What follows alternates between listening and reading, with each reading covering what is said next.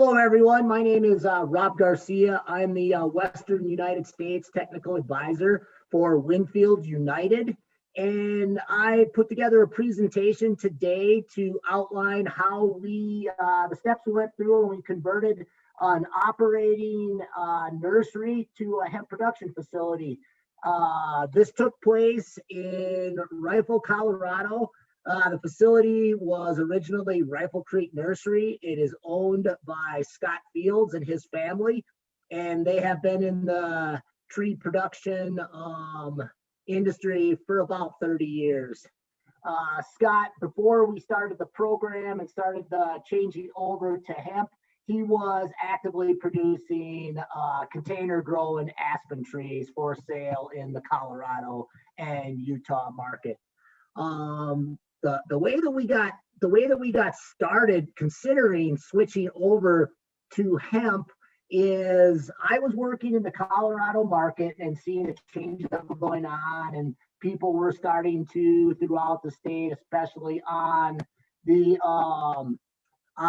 easterns of Colorado and then on the western slope where Rifle is located. They started to take land that had been in other crops, whether it was row crops or specialty crops like the aspen facility that we were working with. They started to convert them over for hemp production.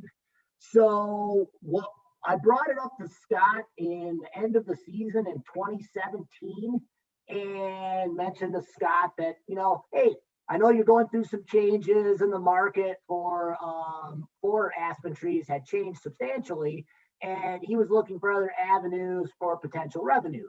So I brought up to Scott that we, could potentially switch some of the acreage over to hemp and start with another crop that could be more profitable than what he had going on with the aspen trees.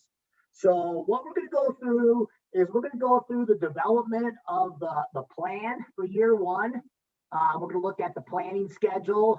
We're going to look at some of the pre-plant things that we did. Then we're going to look at the changes for year two, and we're going to see, as we start to look at this, the changes in how we were fertilizing the plants, how we were taking care of them, changes in our harvest techniques, and then also the analysis of the crop. How good of a crop did we have and our parameters for the quality and the analysis of our crop were concentration and volume, biomass. And then we'll look at last year, which was our year three. We'll look at additional changes in the nutritional programs that we implemented, and then the outcome of that year three crop. So again, as I said, Rifle Creek Nursery was a full production facility growing aspen trees on the western slope of Colorado, and the owner is Scott Fields. We started originally in 2017. We had done some water and soil analysis at that time before we started with our hemp crop. So we had a good idea of what we were dealing with. Some of the benefits of converting the tree farm to an operating hemp farm were that we already had an operating and functional irrigation system. We had a good retention pond set up, tie into the ditch system in the Rifle area, and then also had through the years working on to maximize our ornamental production with the aspens. We had put together a fertigation system and had really dialed in how to utilize that system. And that's one of the things I think is key for hemp is being able to find ways to effectively fertilize and apply nutrition to your crop without having to do it by hand. So we started the planning. First thing, conversion of the irrigation and setting up of the rows. The tree farm was 12-foot spacing for the main lines, and then the laterals came off that. We went from 12 to 6-foot spacing. Worked great for the hemp farm. We utilized a plastic and drip line, so it was easy to put that out. Some of the things that Scott did were he bought the equipment to make that application of the plastic and the application of the drip as easy as possible and as efficient, so that we weren't eating up a lot of hours and time and money with manual labor putting in the irrigation. So we planted again, we had 6-foot rows. The plants are 48 inches apart. And this allows us to get in and out of the rows in the early season to do the planting and to set up the field the way that it operates today. The other thing is our soil preparations. Because we had been an operating tree farm for so long and had been fertilizing, we had a large amount of residual nutrients in the soil from those repetitive years for over 20 years of applications. So our analysis really showed that we didn't need a whole lot of base nutrition. And that's one of the things with some of the other facilities that I've worked with that didn't have all those years of fertilization and nutrition to kind of work as a bank in the soil. Those people had to do more pre-plant nutrition, but we really were pretty lucky that we didn't have to. So we did then research the equipment. Like I said, picked up the 2 pieces of equipment to lay both the plastic and also the drip line. And then also when we were researching that, we looked at potential harvesters and ways to get the crop out of the ground, but really made no decisions at that point in time on how we were going to harvest the crop. We were more concerned on getting the crop in the ground. So I'm going to play a brief video to kind of give you an overlay of what the actual facility looks like. This was shot by a drone pilot from Grand Junction, Colorado. And you will see over by the main buildings that we operate out of, you will see the last remnants of the last quadrant of aspens. They will be harvested this coming spring. And after that, there will be no longer any aspens at any size anywhere on the facility. I wanted to start today's presentation with a visual overview of the Rifle Creek facility. The video was taken in early September, just before harvest, as the hemp plants were starting to go into their flowering stage. The weather in Rifle, Colorado in early September is typically in daytime temperatures of about mid-70s and nighttime temperatures of about 42. There's little rainfall this time of the year, so days are mostly clear and sunny, which is ideal for the flowering stage of the plant. This type of weather also helps us immensely with as the plants start to go through their flowering stage. We do have nice natural drying on the plant. Things that I'd like to note in the video are one, that the video was shot by a drone pilot from Grand Junction, Colorado, and he is available for flights in the state of Colorado. I also wanted to note that the current hemp plants are in the eastern 2 quadrants, and this is about 8 acres. You will see just to the south of the pump house, the remaining aspen trees. And I also want to note that you'll see the 2 sheds next to the irrigation pond, and those are the fertigation and the pump house. We can continue on.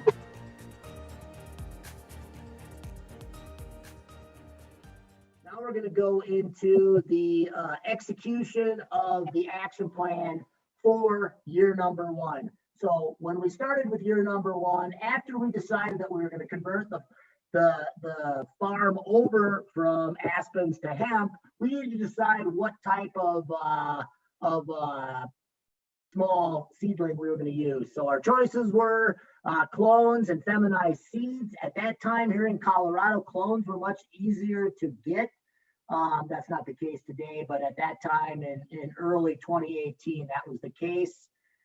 So we looked at analyzing all the data that we collected, the soil nutrients, and put together our pre-plant program. So we did do a little bit of soil applied nutrients with some organic granulars that did have some mycorrhiza on it. We also put together a program, the water wheel, that we used for our planting. We were able to apply mycorrhiza and a planting hormone, our gravity PGS, was a cytokinin, endobutyric acid, gibberellic acid formulation. We applied those to every plant at planting. And then we had determined that we were going to utilize our fertigation system to deliver the remainder of the nutrients to the transplants and throughout the entire season. Again, looking at if you don't have a good background and good information of what your soil is and what it's deficient or excessive in, again, doing a good soil test at this time would be beneficial. One thing that I would like to say as a little bit of a public service announcement, take possession of your clones prior to the planting date to ensure that you have all the clones that you need when the weather and the temperatures are ideal for planting. This is something that we struggled with. The supplier that we were using, it was easier to try to get clones close to the facility rather than try to truck them back and forth, from Denver, where you had much more clone production going on. So we had scheduled to buy clones from a local supplier and gave him a number that we needed. We were planning about 2,000 to 2,200 clones per acre. And so we needed about 22,000 ish clones, depending on how much were capable of planting in the given time. So when the supplier was unable to deliver and basically gave us a significantly smaller amount, about a third of the clones that we were trying to plant, we had to come up with a plan to generate enough clones so that we'd be able to fulfill the amount of acres that we wanted. So basically what we did is we took the original 8,000 plants, got them planted, got them into the ground, got them starting to establish, and then we cloned off of those to fulfill the approximately 22,000 clones that we needed for the facility that year. This worked pretty well, and we were able to continually produce more clones on our own, but the one thing that it did is it drew out the planting period well into the end of June, which created some size issues with the plants in year one.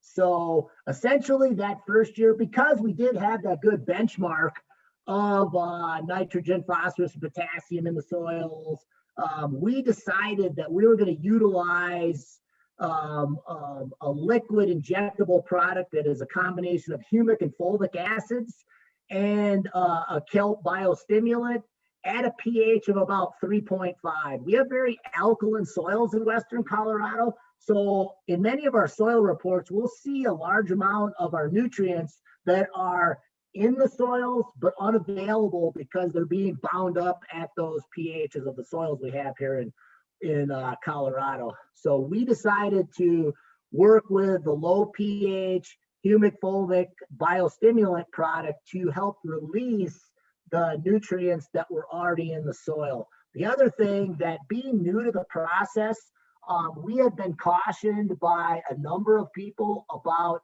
excessive nitrogen, which could potentially spike the THC and get us outside the allowable parameters for the state of Colorado for a hemp crop.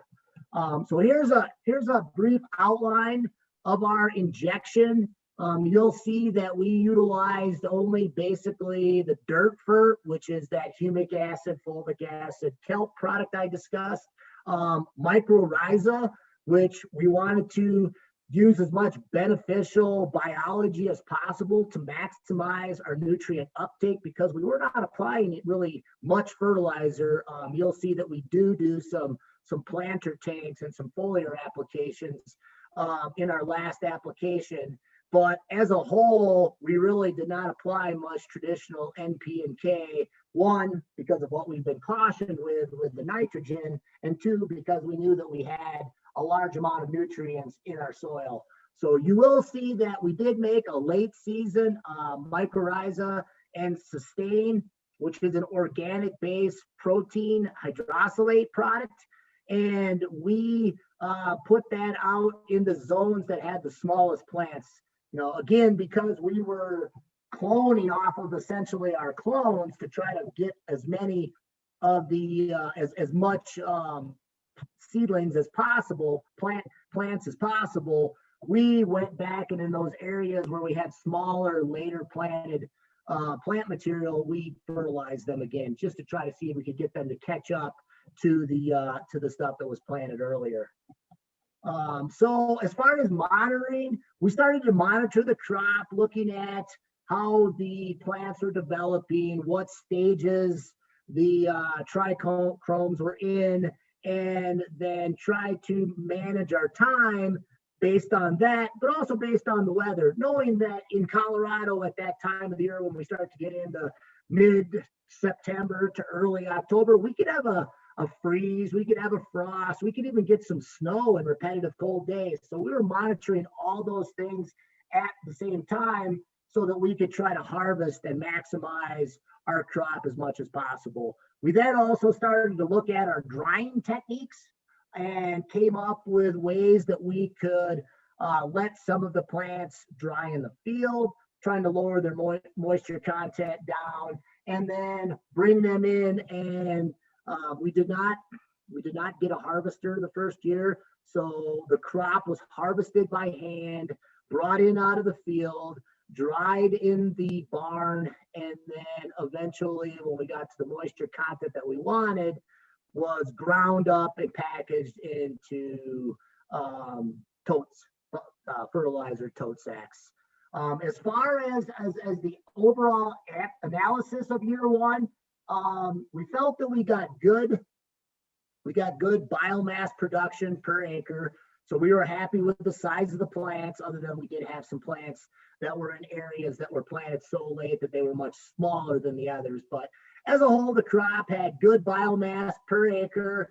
Our CBD concentration was high enough. It was testing in the 12 to 14% range. When we finally were down to our ground up material that we were going to sell, that part of it had dropped out a little bit because not using a combine, we did have some stem and some other vegetative plant material that got mixed in with the flowers. Some of the changes that we decided to look at were changes in variety. We looked at changing from the clones to feminized seeds, which was going to be a cost savings in year number 2. And then we really looked at, after doing some more research into how people were fertilizing, how they were affecting that THC level with their fertilizer programs, we felt that if we changed our varieties and we could potentially change our inputs, hopefully increasing the yield per acre, but still maintaining a good high concentration of CBD in our crop. So as far as year number 2, we did a couple of things. We decided to go to feminized seeds again, as I said. And when we did that, we decided to germinate all of them. I know there's a lot of people out there initially that will try to plant right into the ground, just like you would an agricultural crop. I've seen many of those sites struggle with establishment. And so we decided to germinate all of our seeds indoors under fluorescence and get a good root mass for each seedling so that we would have better establishment in the field and we would have better survival rate. Changing from clones to feminized seeds did one thing where clones were being sold at that time in Colorado between $4 and $6, depending on the number of clones you were buying, where feminized seeds at that time were being sold between $1.50 and $2. So significantly less cost to get your seedlings into the ground in your fields. And the other thing that it really did is it allowed us to have control over our seedlings, where in year number 1, we were waiting for clones, and that became a very stressful, uncertain time when you didn't know how many clones you were going to get. You didn't know how long it was going to take to get the next batch. So by germinating them ourselves, working for feminized seeds, we were able to have much more control over our crop. And when we germinated the seeds, then we utilized a program of a gravity PGS, gravity amp, and a mycorrhiza product that to maximize germination and root mass development. And then by monitoring our seedling health and talking to some of our greenhouse specialists, we were able to also drench with a special soluble that's used for plug production in traditional greenhouse. Overall, with all of this, our goal was to optimize our seedling size and health and vigor, and especially root mass, so that when we planted them into the fields, we had maximum survival. So here's a brief breakdown of the changes that we made in our inputs, in our chemistry that we were applying. You'll see that we continued with our dirt fert, our low pH product. We still have a very good residual just from all those years of tree production in the fields. So we utilize that to help release the nutrients that we already had. We also continued to add the Sustain 1201, the organic based nitrogen source to help with our vegetative growth. And then we did find that we were able to add the two together within our bulk fertigation tank. So we were able to inject both of them simultaneously. We did decide, because we had some plants that were a little bit smaller than they were the year prior, weather differences. We had a wetter spring, so cooler temperatures, etc. So we did decide that we would inject some straight nitrogen. We chose it says 4600, but that was actually Uflex, which is a stabilized urea. So it sticks around in the soil a little bit longer. And we injected small amounts into the fertigation system at that time. And then just continuing the follow-up applications of the dirt fert to maintain nutrient uptake from the soil. Analysis of year number 2, we had a good year. Some of the things that were a little bit different were we did see we had 3 different varieties. The first year we only grew 1 variety, and that was the variety from the clone producer. The second year we grew that variety, and then we also grew Stormy Daniels and Harlequin from feminized seed. We did see that with that original variety, where we did add some more nitrogen, we did start to push the limits of our THC in our plants. So we did have a few small areas where we had some plants that were outside the THC parameters for the state.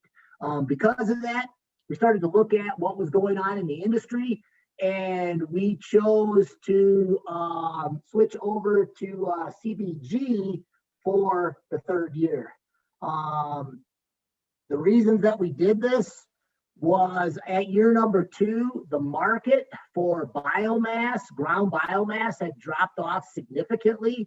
And we found that if you could produce higher quality smokable flour, that was an easier product to sell, and overall your profit per acre was a little bit higher, and it was also a lot easier to find buyers for.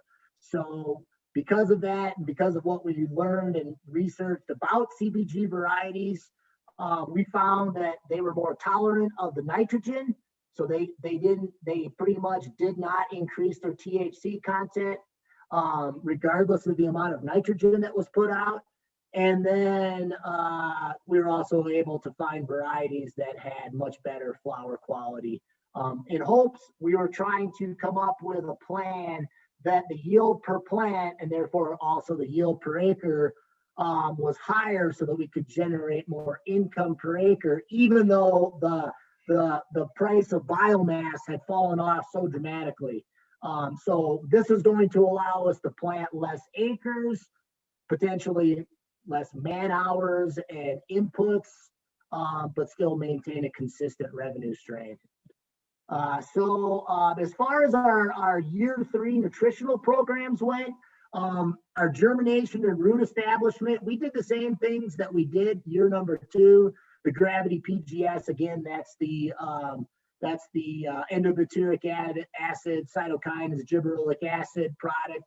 Gravity AMP is a product that is a higher phosphorus. It has some other biostimulants in it and has shown really good results in other greenhouse and nursery applications for plant material establishment. Also, I'm a very big fan of mycorrhiza, helping to, culture that fungi around the root system to get maximum movement of nutrients across the root hair. So we continued that in the program the same as we did in year number 2, where we germinated them and then we tried to develop as healthy a plant as possible under fluorescence in the barn so that we had plant material to go out into the fields. And then the last thing we did is, just because we felt that we had good results with the Gravity PGS and the Gravity AMP and the mycorrhiza, we made additional applications through the planter. And then we also did make one application shortly after planting through the fertigation system. Again, just like we did in year number 2, we did monitor the seedling health, and we did drench with a 13-2-13 plug special soluble. Well, we had them under fluorescence, trying just to maximize the health and vigor of those seedlings so that they didn't go under stress when they went out into the field from the greenhouse and under the fluorescence. The rate of frequency of our applications was greatly increased. We went up by about 50% from year number 2. We continued along with our humic fulvic applications and through the fertigation system, continually trying to release the nutrients from the soil as much as possible. And then we also did increase the other nutrients through the fertigation system, and especially changed our applications at flowering. The company that we got the seeds from, the CBG seeds from, they recommended a product. When I looked at the label, it was essentially monopotassium phosphate with a micro pack. They recommended that for a non-nitrogen applications during flowering. And we utilized our Gravity microsurge with greenhouse grade monopotassium phosphate to suffice that recommendation. Here's the schedule of the injections and all the products that we put out. You'll see, compared to year number 1, we've substantially increased the frequency and the amount of material that we're putting out, all in hopes to create a situation where we maximized our flower. You'll see that we added extra potassium. When I was making applications mid-season in July of the 10-30-20, they were also asking for a little bit more potassium. The type of potassium in our 0030 is more readily available to the plant. So we made these mixes of the 10-30-20 soluble, our 0030 gravity, and dirt fruit. You will see where we make the change in August to the MKP and the microsurge, and still we always continue that dirt fruit, just trying to make things as readily available as possible. And then you'll see we kept the MKP applications up all the way well into September. We had never made applications that late on any of the previous crops. Just as far as evaluation, some of the things that we're now looking at our crop performance, our CBG and our other cannabinoid concentrations, and trying to tweak our nutritional programs to maximize that. And then also we did a number of trials this year where we looked at using drone and then also satellite data to determine plant health. So in a nutshell, what you see in these two pictures here is on the left, that's what it looks like from the satellite And that's what it looks like based on it just whenever it flew by. There's two satellites, the Landsat and the Sentinel, that are continually flying around the world collecting NDVI data. That's a vegetation index. And that's what the slide on the right-hand side, that's a Sentinel-2 NDVI map. You'll see that the darker the green, the healthier the areas. The more yellow the areas, the less photosynthesis you have going on at that time. That data is always up there. And then we did also do some drone trials with a drone that has an NDVI camera on it. I think that's very promising, and it helps you know where your crop's at. Because a lot of times when you look at a crop, and you saw that from the drone footage, we flew over those two quadrants. The drone or the naked eye showed that all the plants looked basically the same. The drone or the satellite with the NDVI data shows that we have areas that are healthier than others. This potentially will allow us then to tweak our nutritional programs in those areas and in those quadrants where we have not quite as healthy a plants that are not going through as efficient of a photosynthesis process, so that we can try to tweak our nutrition, tweak our water to try to optimize our plant health in those areas.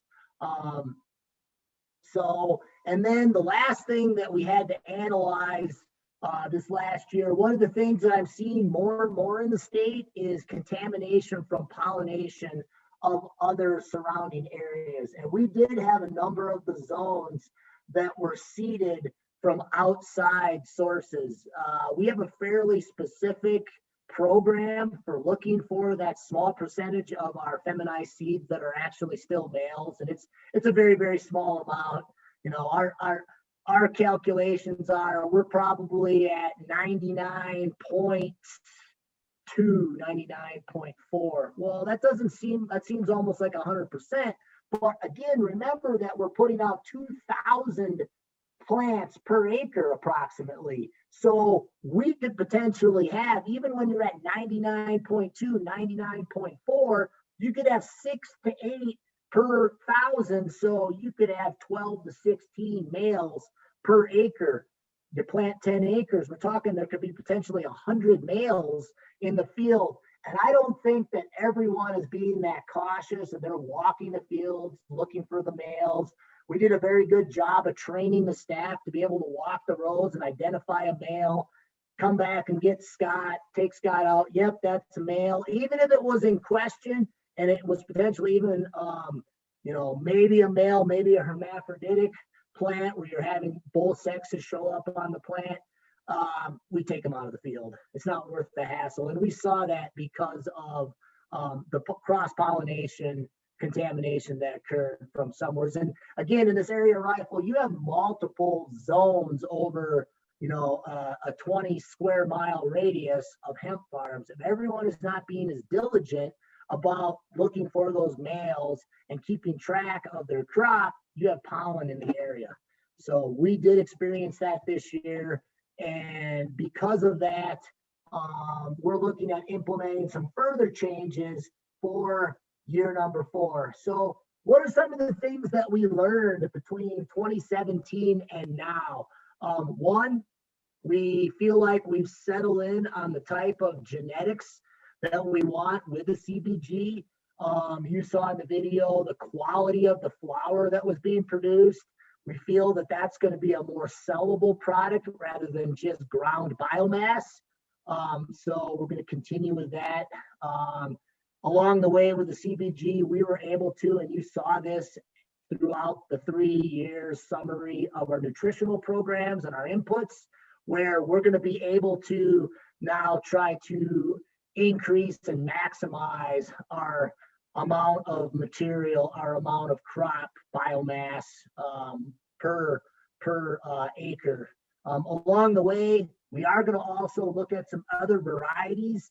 We have seen some data and on some CBG strains that are getting up there into the, I've seen people claiming 17 to 20% CBG concentration in their plants. So if you could get that, you would be at almost, in some cases, double of what some people's crops are as far as their cannabinoid concentrations. So for year number 4, really, when talking to Scott, things that we're looking at are changing our genetics slightly, maybe trying some other CBG varieties, trying to be more critical about that, again, about that cross-pollination. I mean, it's something you really don't have a lot of control over, but we hope that we'll have a better year with that cross-pollination contamination than we did this last year. And then also to try to look at and utilize some of the NDVI data and the satellite data, and then also some drone imagery that we at Winfield are able to take of the fields and do it more consistently throughout the entire season. My idea is to utilize the drone data to look at the crop after it's established and vegetative in the field, and then be able to take that crop, and if we need to make some adjustments, if we have areas that are struggling versus other parts, it's going to show up on the NDVI data. So we'll be able to look at the NDVI data and then tweak our watering or nutritional programs in hopes of letting that catch up. And then again, looking at it just after they start to flower to see if we still have areas that are struggling relative to the next, to the rest of the crop, so that we can try to get as much of a uniform crop as possible in the field. And if anyone has any questions, we'll be taking questions at the end of the presentation, both live and then also through the chats. And again, I would like to thank everyone on behalf of Winfield United for attending today's presentation. Thank you.